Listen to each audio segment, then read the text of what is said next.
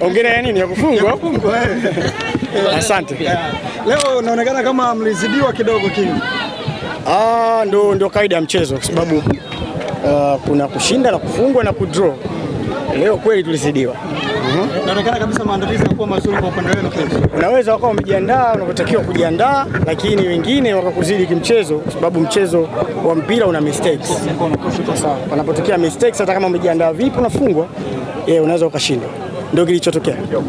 Tumejipangaje sasa mechi inayofuata? Ni kushinda tu. Yes, Mfalme, watu wanajiuliza timu takriban 3 ziko chini yako. Je, utacheza kwenye hizo timu zote? Timu gani ziko chini yako? Kuna hiyo Stanbic, kuna King Music, Brown.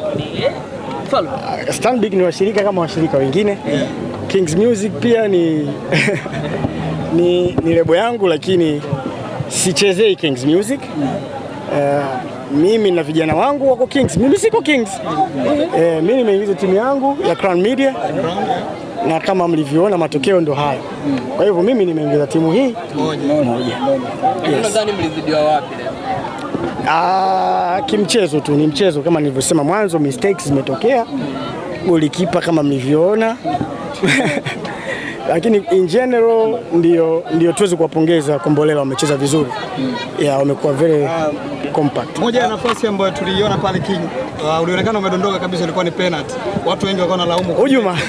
Unaonekana kama hujuma fulani. Ni hali ya kimpira. Kiukweli haikuwa foul. Haikuwa foul, nilikuwa najaribu kupata chance. Tuone refa anaweza katufavor, maana vile vitu ni vya kimpira tu. Yes. Okay, Ali, mmejipanga vipi sasa na mechi ambazo zinafuata, kwa sababu tukiangalia hata mwaka jana kidogo mliondoshwa mapema? Nataka tupanguke sasa, maana nishasema nimejipanga kufunga. Sema kama unataka nipanguke sawa, maana nishasema kwamba nimejipanga kwa ajili ya ushindi next match. Hakuna kitu kingine. Okay, Mfalme, kwenye michuano hii tunaonaga watu mbalimbali, lebo mbalimbali zinafika hapa zinashiriki. Tunaona kina Harmonize hapa, kina Santos hapa. Hivi hii mbinu ya kuweka watu pamoja ulipata wapi? Ni mbinu gani ulitumia kubwa namna hii? Sio mbinu, michezo ni furaha. Michezo ni afya. Michezo ni connection kubwa sana. Na wasanii tunawahitaji watu wenye makampuni, na makampuni yanawahitaji influencers. Ndio maana umeona nimekutanisha watu wote hapo katika hii Samia Cup ambayo tunamwenzi mama yetu kwa jina tu, lakini kiukweli tunataka kila mtu awe na furaha, awe na afya. Ni upendo tu kilichokuwepo, na ukiona kama kuna wasanii wanajiunga vile vile na wao pia wameamua tu kuparticipate katika hili kutokana na michezo ni furaha. Ali, tumeongea na Shimuibu, anasema Harmonize amekimbia. Wewe una lipi la kumwambia bwana Kontibo? Nadhani Harmonize ratiba zake zimembana.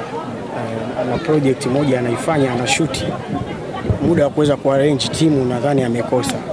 Hicho ndicho nilichokiona, lakini kiukweli alikuwa yuko tayari na aliniambia kakaangu mimi lazima niwepo, ila kwa sababu ya muda uliombana wa kushuti nadhani ana project yake anafanya. Ali pia ni shabiki wa Simba, tumekuona kwenye jukwaa la Simba kwa muda mrefu. Tayari joto limeshaanza kupanda kuelekea dabi. Kila mmoja anasema la kwake.